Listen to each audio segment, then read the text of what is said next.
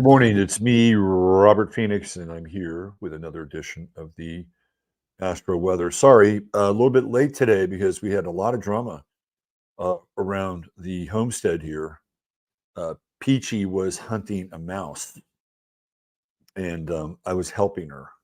I was kind of like we're tag teaming on this mouse, and I opened the pantry door where I knew the mouse was living. She stationed herself right at that pantry door. And then she captured the damn mouse.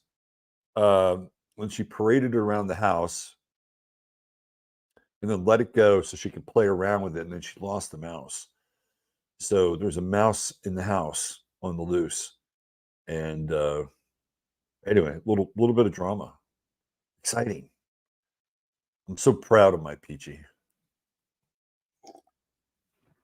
Jasper, on the other hand, he's just become too accustomed to being a social media star. He's like, fuck that. I don't need to do any of the mouse stuff. Let her do it. But then he finally saw her like getting engaged, and then about halfway through, he wanted a piece of it. Peachy, what a great addition to the household. Super addition. Jasper has no time for cat jobs. Jasper's on another level. How is everybody this morning, or wherever you are in the realm? We got a nice little crowd here, 82 of you fine folk. Venus is in Libra. Can you feel that a little bit? And we have the moon in Libra, a crescent where Venus was eclipsing the moon. Do you think that the Muslim world takes that as a sign that the crescent moon, which is a very prominent symbol in the Muslim culture, was in the heavens today? If I was a vizier in that world, and I don't think they really allow for that to happen, but if I was, I would say, this is a sign. This is a sign from God. This is a sign from God that this is our time. We must move forward with our plan. It is Allah's will. That's how I'd interpret it. Crab Gemini, feeling good today. Let's crush. I like that. Throw a like for the Astro Cat. Thank you, Katie Barton. Let's throw that up there. There we go. Throw like a cat. Throw a like for the Astro Cat. Yeah, hit the like button, please. It seems to be somebody sent me an image from YouTube, and they asked them, "What did you think of this show or live stream?" I forget what the descriptor was. So that means it's making a difference. It means that with positive feedback, that means that YouTube would then theoretically feature it more. Theoretically, so keep on hitting those likes so that we can be victorious. Oh, we can't always win a battle in everyday life, but here on the front lines of digital censorship and shadow banning, you can make a difference. That's right. You can make a difference. And not just on this show, but other shows that I'm sure you watch on YouTube as well. And many of you probably watch content that isn't always buttoned up and approved by the lords of the algorithm. So keep that in mind when you're watching content on YouTube that you really like. Support it, even just by hitting the like. And if you want to support the show, for me, you can buy me a cup of coffee, and everybody that's bought me one so far, or multiple coffees, thank you very much. And here's a sip of my morning coffee to you. Oh, okay. Shirts got the thing too. Look at that. Look at that. Yes, I've gotten that too. Good. Cindy Taylor, thought about that crescent moon as I viewed it early this AM. I'm telling you, the scimitar Like that's the scimitar moon. That would be like a sign. That would, to me, if I was in that world, that would be a sign. We can defeat the infidels. Let's see. Thank you, Ryan. Scuba Kel checking in. BK's here as well. Got a good group. Debisu. I'm working on it, Debisu. I'm working on it. I'm having to do a whole site redo, so it's not just fixing the back end. Now I'm doing a whole site redo. I'll add that to my list. My man Siegert is in the house. Buy that man a pint of mermaid juice. Okay, I got a really trippy story. I wonder. Okay, I'm going to save it for another show, though. I mean, I'll tell you the story, but I'm going to save it. I'm going to save the actual piece for another show. So I was on my phone this morning, and there was this vodka that is the official vodka of Texas A&M. I've never heard a college have an official vodka before.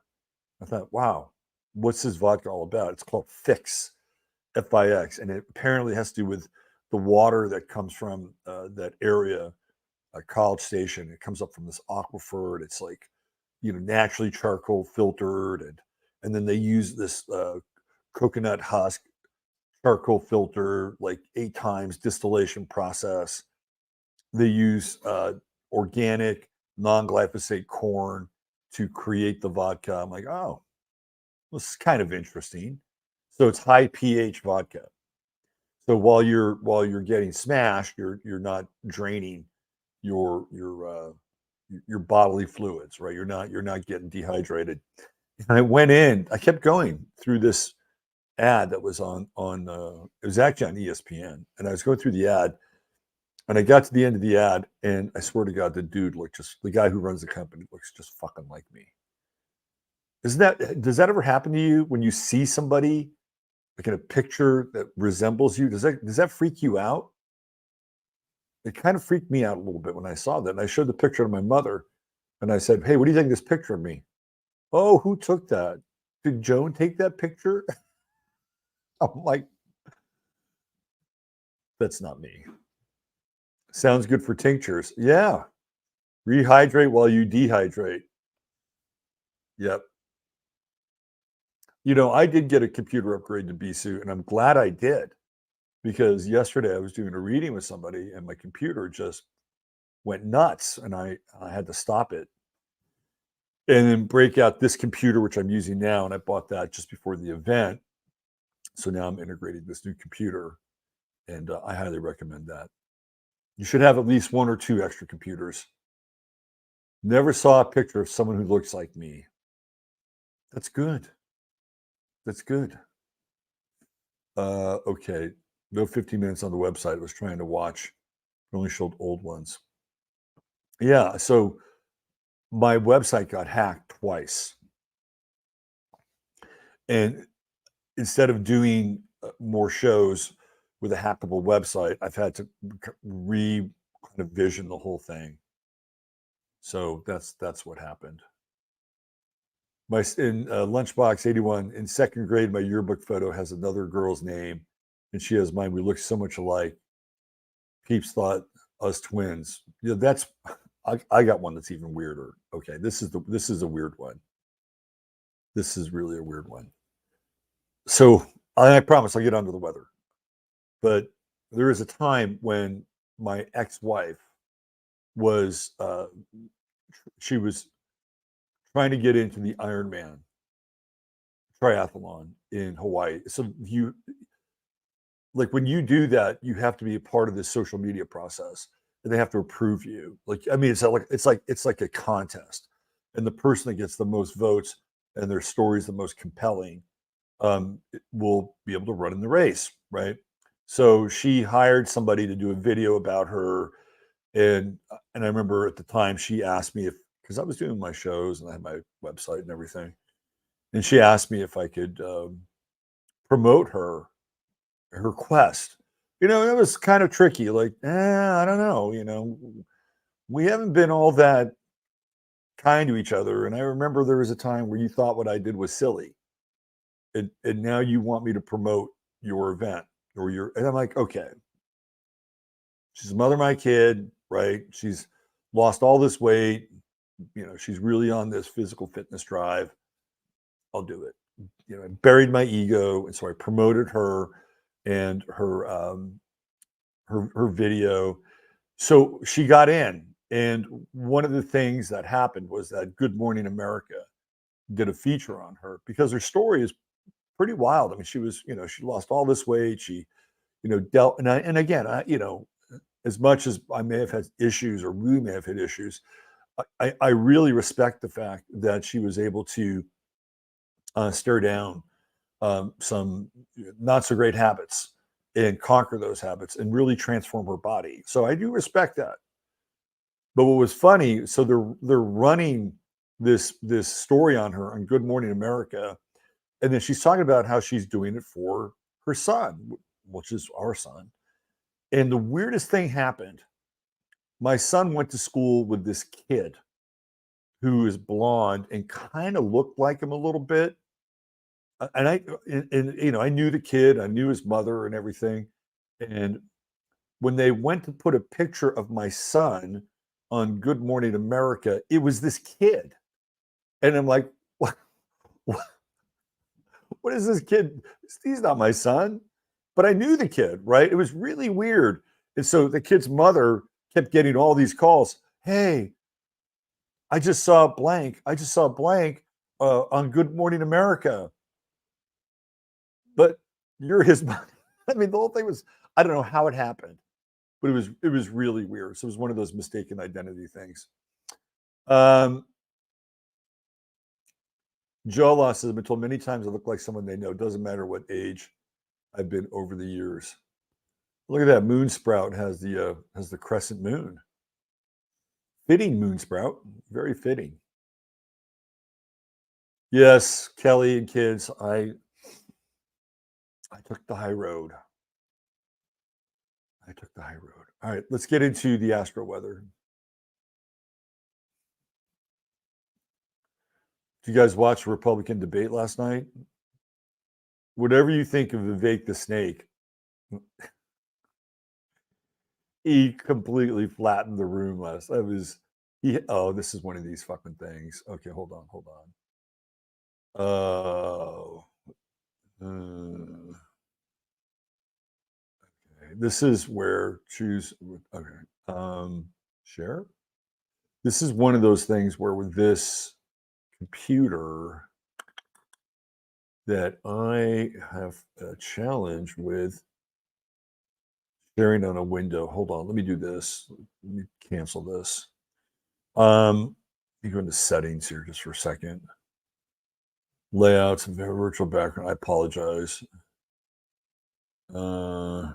Camera, layouts, guests, camera. You got that. Okay. Okay, we got that. This is one of the reasons why I did not use this computer when I was having issues. Yes, I am having issues. Chat with us. Let me just see this. Hold on. Let me just do this really quickly. Can't share.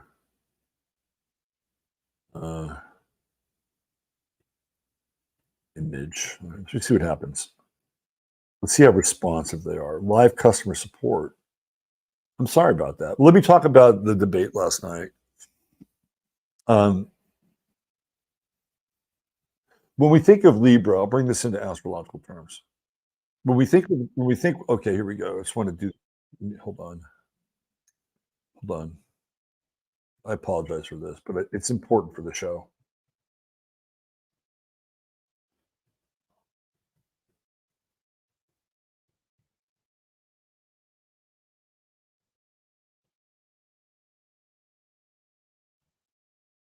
Hold on.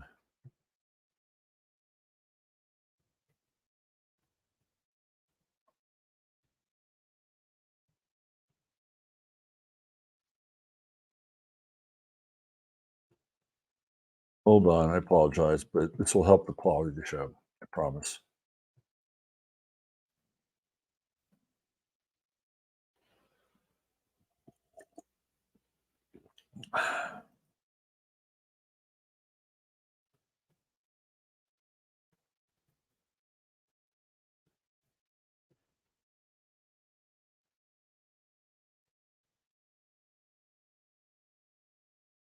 I apologize. We will get there.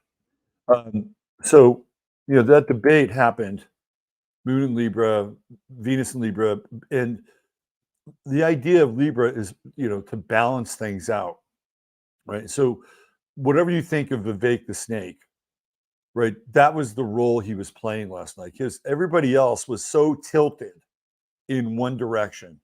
When they were asked about uh, Israel and what would you tell Netanyahu, and they're all like screaming at the top of their lungs, I would finish him off, right?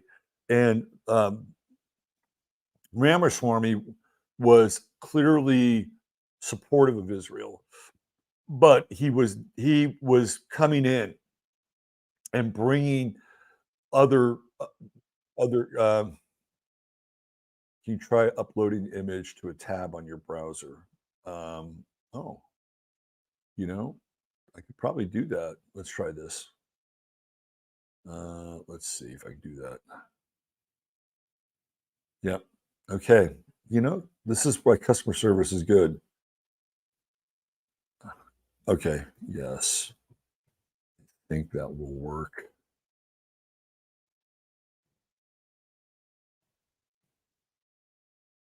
All right. We have a short-term fix. Yeah, I'll deal with the long-term fix later.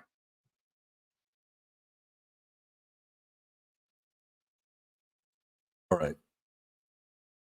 It's done. Okay. So thank you for doing that. So what he was doing is he was leveling the playing field, like he was leveling the point of view. So you could see whatever you think of him, you could see astrology in action, right? Everything's tilted this way, and then he comes in and begins to bring in other points of view um, and other perspectives. Again, whatever you think of it, right? In that moment, you had basically, I don't know, 1, 2, 3, 4 talking heads.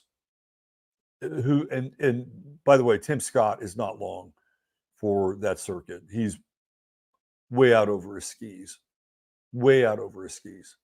And Vivek had the line of the fucking year.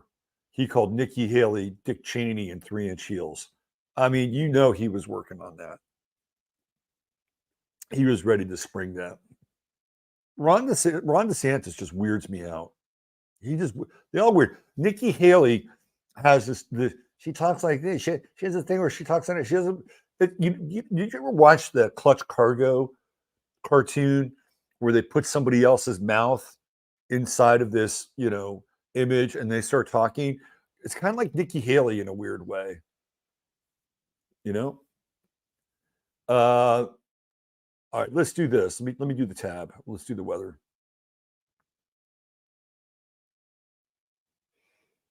Oh, okay. That is a different one. All right, hold on. I didn't want that one, but it will work. That was a good suggestion by our friend at StreamYard. All right, hold on.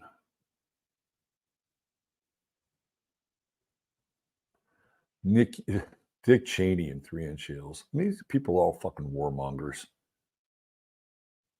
It's just like, well, we can't have war without we can't have a strong peace without war. I mean, that's really what they're saying.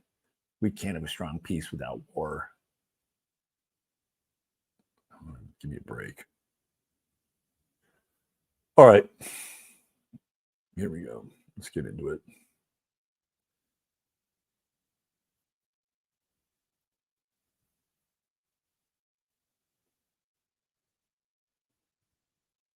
There we are.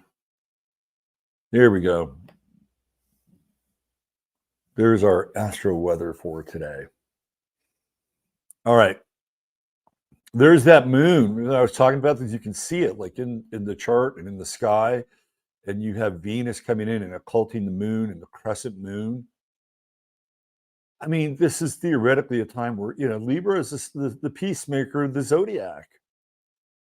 If Aries is the war maker, Libra is the peacemaker. Peace theoretically should prevail, unless, of course, you're a mullah and you think it's a sign from Allah, in which case all systems are go. But yeah, this is a sign for peace. And I think even though the moon is heading into this balsamic phase, let's explore the possibility of a positive balsamic transit. Because in the balsamic moon, we have to let go of certain things. And maybe with the balsamic moon and Venus right here behind it, what we're letting go of is we're letting go of our impediments to reaching fair and balanced and harmonious decisions in our own lives. It's kind of like pick your battles, pick your hill to die on. And is this conflict in the Middle East our hill to die on? I don't think so. Right? I really don't think so. I think that we have much more pressing issues in this country. And we've seen this through the inflammation of rhetoric with the true node in Aries and the south node in Libra. And it's like ceasefire, appeasement, all these things that could theoretically make sense. Ceasefire, mediation, they're all seen as weakness with the south node in Libra. And you know what's going to happen? I mean, let's just look at Ukraine for a minute. Ukraine, they're getting that war is coming to an end. It is coming to an end. And all the people that supported the war in Ukraine, they're starting to walk it back. They're starting to walk it back. And Zelensky, who is an Aquarian, and when an Aquarian is left on an island, right? I mean, you could just see Zelensky, just absolutely reveling in his place in the global community because he's an Aquarian.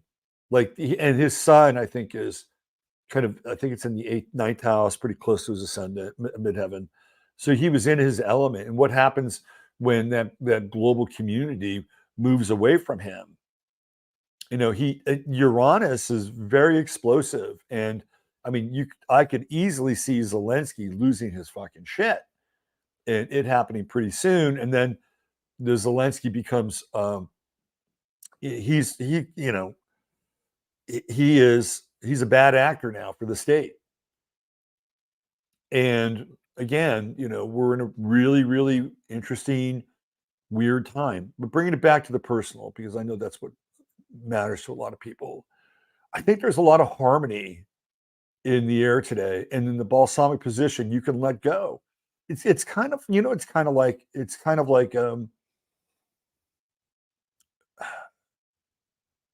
not losing or not taking an L, but acknowledging that you don't have to win every battle, right? It's like I don't have to win that battle. That's not my battle. This is not my conflict. And then you you remove yourself from it. And with the Moon Venus conjunction today, that's probably the best thing you can do. There's many different paths to victory, and not all of them include full frontal assaults on your supposed opponent. And in fact, that's what's gotten Zelensky in trouble, because every time he has put his war strategy forward, which was capture, recapture territory at any cost, it has been costly because the Russians figured out how he works and how his political mindset gets activated in the war theater, and so they just prey upon his weakness. And there are times where he should have retreated and pulled back and maybe had done a siege like sort of strategy, but he didn't. And so what he would do is he would have these counteroffensives, and he would burn through all these lives. And now they're starting to get bus drivers, like guys that are 50 years old. They're plucking them off their jobs and busting. You're going to the front, right? That's what's happening in Ukraine right now. And this is going to be highlighted with Venus and the moon in such close proximity, that there are other ways of doing things, because we have Chiron over here in Aries. And sure, the true node in Aries is essentially telling us to be more direct in our dealings, or to cultivate the nature of will in our lives. And that doesn't necessarily mean that you have to cultivate your will at the expense of the other. That's not really how it works.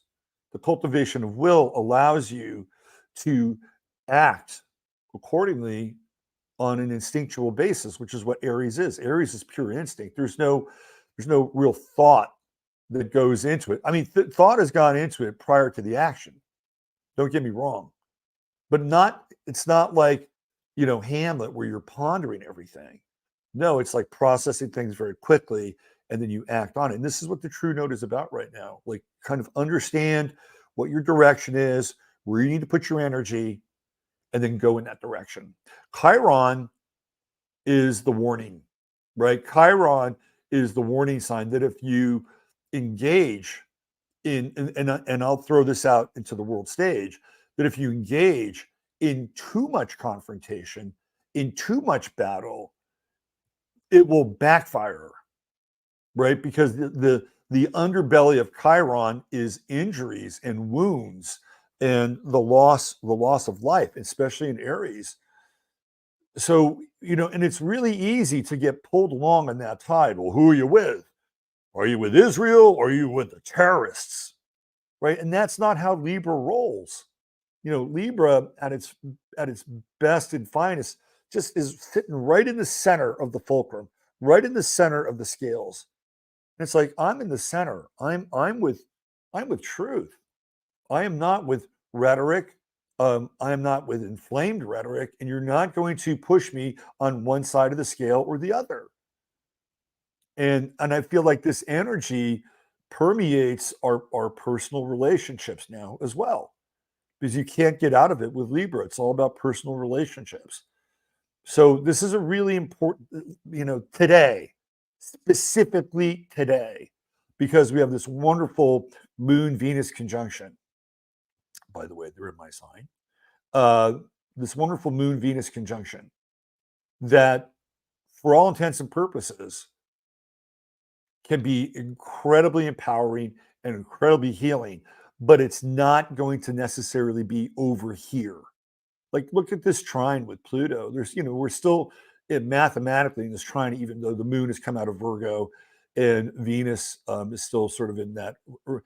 This trine with Pluto is indicative of how a balanced approach, and how essentially holding the masculine and the feminine in all these theoretical opposites, right? Like, when you look at Gemini, you're dealing with duality internally. Libra deals with duality externally and is trying to balance those realms, those hemispheres, action versus non-action. And remember, it's a cardinal sign, so it does initiate. And I feel like that this is really a harbinger of goodwill. Like, this is a day where you can activate goodwill. It doesn't mean you have to kiss anybody's ass. You're not doing it because you're trying to gain or curry favor with another. It's just naturally in the air. And we live in such a polarized environment that I think most people, if you were to be kind to them, or you were to be fair and balanced to them, they wouldn't trust it. Hold on one second here. Let me just get into this.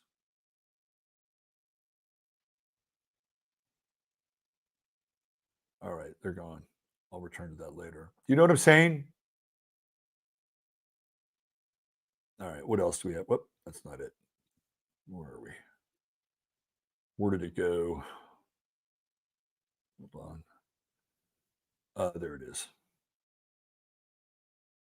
Let me do this one more time. All right. So that's just Venus and what happens when you get into this trine with Pluto, some of the agreements and some of the connections and um, some of the transactions that you have with others can become permanent and in a good way. The trine with Pluto is binding, right? These are binding agreements, but not in a bad way. Not in a bad way. So, and it's also quite interesting because Scorpio is so extreme. We're dealing with this extreme front, but behind the extreme front is a very different sort of reality. And that reality is much more harmonious. And what if you went into your day every day with a sense of being harmonious, with a sense of being balanced in your life and doing the things that you need to do in order to maintain that balance? What if a whole cadre of us in the world were able to do that? We could change the world, and it would be that easy. It would be that easy because when you see these people that are in these extreme positions, it's very easy to kind of isolate them. And if they have any scintilla of consciousness or awareness, they'll see that, oh man, maybe I'm going overboard. So there was a really interesting event that happened yesterday in Panama, which is making the rounds on the internet. And to me, it kind of explains in a lot of ways this Aries Libra axis. And apparently there's all kinds of protests going on in Panama, which sounds suspiciously like regime change to me. So they had these climate protesters block this highway. And this guy who's an American, and there are many Americans living in Panama, was not happy. So he got out of his car. It looked like he had a 9mm with him. And he started to move the impediments on the highway. And there's a really weird moment in this video where you're seeing everything, and then the video goes black. And then you hear shots fired. And I'd like to know what happened in that moment where everything went black. Like, was he accosted by these environmentalists, right? These crazy environmentalists. So what did he do? He put a couple of rounds in some of them and got carted off by the police, right? So here you have the Aries Libra axis, and we get into Libra. Again, Libra is related to justice, right? Whether it's climate justice or social justice or racial justice, right? Libra carries the flag for that. So we can see on a mundane level or on a collective level or on a global level, this getting acted out. And who was right and who was wrong? They were probably both wrong, to be honest with you. And it's insane that these people will protest for the environment, for the climate. Meanwhile, you've got a mile's worth of cars running their engines. Like, does that make any sense at all? I mean, that kind of tells you how stupid the fucking protest movement in that world is. Anyway, we're just talking about the axis here. Let's go into the Scorpio world. Mercury is at that 28th degree, right? That 28th degree, to me, the 28th degree is really the final degree of if somebody gets to 29, there's nothing left. Like the sign is empty. So the 28th degree is this very kind of electric and almost out of control degree. I talk about in my course how when a sign changes signs, it gets to the 28th degree and it's almost like a supernova effect. Like there's almost this sort of overdrive or overcharge with the sign. And then it goes to 29, which becomes like this black hole. Anoretic is the black hole. There's nothing left. And then you get to 0, which is the birth of a new star. So when we get to 28 degrees, especially in Scorpio, this is incredibly hyperbolic. and quite extreme. So, just be on the lookout today for people, who will tell you that the sky is falling, the world is ending, right? And we may even see some of those things happen in the quote unquote real world. And then there's that square with Saturn. And this is on a personal level. I will say this: think carefully about what you say today, right? Think carefully about what you say today, because what you say today will be written in stone. It will be etched in stone. And you may not be able to walk it back, because that's the nature of the Mercury Saturn square, right? That is the nature of it. Now, to work through the Mercury Saturn square, it's like you have to have a hammer and a chisel to get to the meaning of the thing that you want to say. It doesn't mean that you can't say it, but you have to approach it with a degree of respect. Maybe not the person, maybe not the situation, but you have to respect the impact of your words. This is a very important square, because Mercury is in a fixed sign here. And Saturn in Pisces, I think maybe we should talk more about this on Sunday night, if I can get to the show on time. Saturn in Pisces can be really judgmental, and particularly in a religious sense. And I think Saturn in Pisces can really, really exemplify things like prophecy and revelation and all the things that go along with, that narrative, in any number of the Abrahamic faiths, right? Like, well, I guess there's three of them and then offshoots. So you just understand that you can say things today that are going to be more etched in stone when you say them. Like, some of these things that come out of your mouth will be final. They'll be final. And I'll share a quick story, because I always like to share personal anecdotes when it relates to astrology, because I think the personal anecdotes can be very helpful in understanding an aspect. So there was a time when I was living at home and going to college, and my car was parked in the driveway behind my father's truck, and he came in and he kind of barked at me to move my car, and I moved the car. We kind of got into it, right? Um, and then I thought to myself, well, what would happen if that was the last time I saw my father? Right? This would be the last communication with him that I'd had, and could I live with that? And I went outside. I said, "Hey, sorry about this morning. You know, um, apologize. Have a good day. Whatever." And then my father was so fucking cagey. He said, "Oh, you're just saying this to me so that you can feel better and your day is better." Like, I mean, he kind of knew it, but he didn't quite understand um, what I was talking about, because I knew internally that that's not the conversation I wanted to have. So later that day, I came home from school and I get a call, and it's my father, and he said, "Can you come get me?" I said, "Well, where are you?" He said, "Well, I'm down at the mechanic in the body shop. I got into a wreck today." And I'm like, "Oh, interesting." So I drove down and I got him, and I don't know if there's a cause and effect like that in the world, but I tend to think that there is. And the more that we're conscious of it, the more that potentially we might be able to shift realities or timelines a little bit, right? Like, it was interesting that it happened that day. And who knows? Maybe it could have been worse. Maybe it would have been the same. I don't know.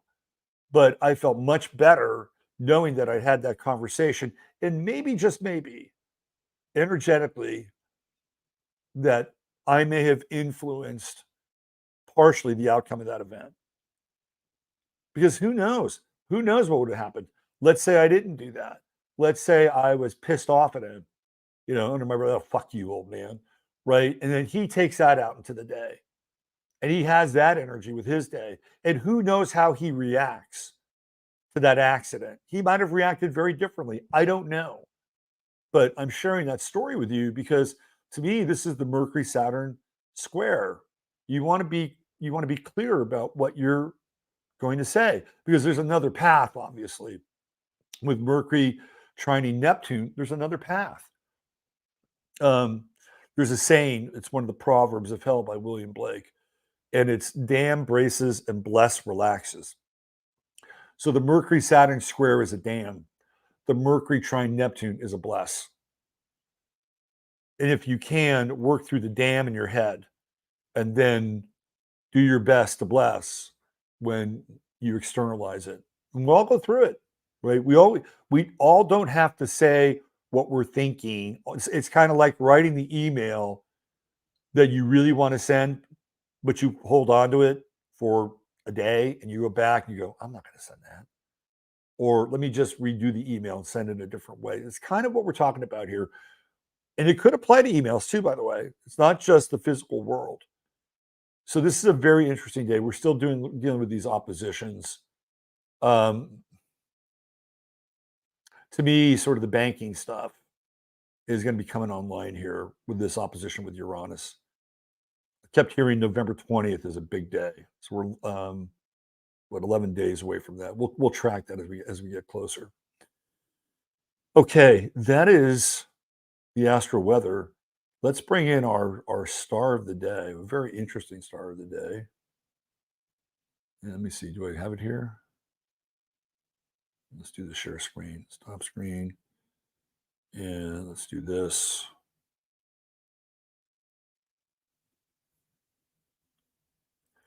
Today's star of the day is Hedy Lamarr. The True Hemp Science star of the I can't do my banner now. I guess I could. I just have to go back here. Hold on. Let me do this. I got to have my banner up. Love my banner. Okay. So your True Hemp Science star of the day. Of course, True Hemp Science is your one-stop shop for all your CBD products. Type in 15MINS and you spend $100 or more, you get free product with your order. It's always cool. It's like a combination of Christmas and Halloween, right? It's great. And if you spend $150 or more, you have free shipping.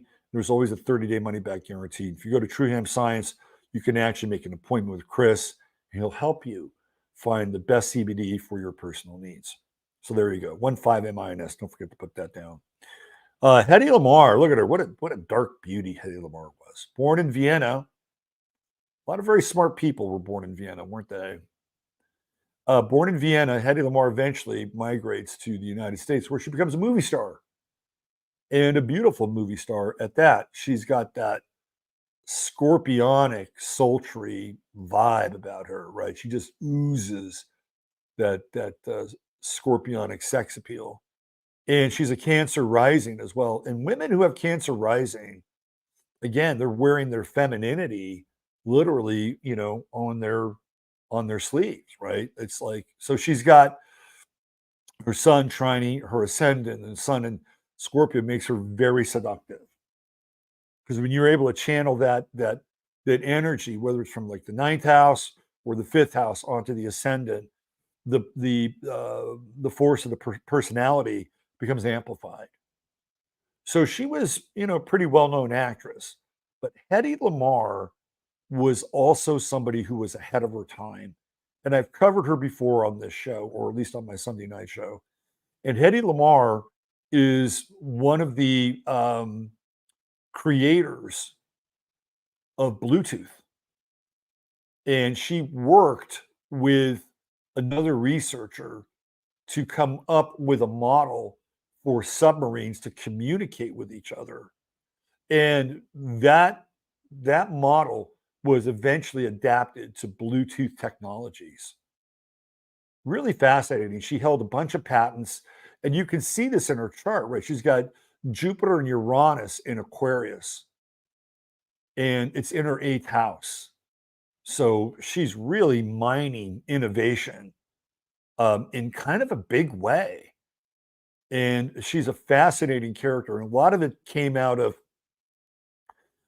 the sort of the technological developments centered around World War II. And she worked with another guy, I forget his name, in order to do this, right? And she has Sun in Scorpio, Mercury in Scorpio, so she has the ability to research. She's got Mars in Sagittarius, and again, Mars is warlike, right? I mean, that's the nature of Mars. But in Sagittarius, the battlefield sort of expands, and it's more of a battlefield of ideas in a lot of ways, or a battlefield of ideologies. And she's fascinating because of these scientific developments, and working specifically with people in order to bring her communication systems into the world. So there's a really good chance that we would not have Bluetooth as we know it without the work that was done by Hedy Lamarr. And really fascinating. And she didn't stop there. She was really very inventive. And you can even see the part, her third house, my bad, her third house, which is where Juno is, and the moon. And both Juno and the moon represent birth.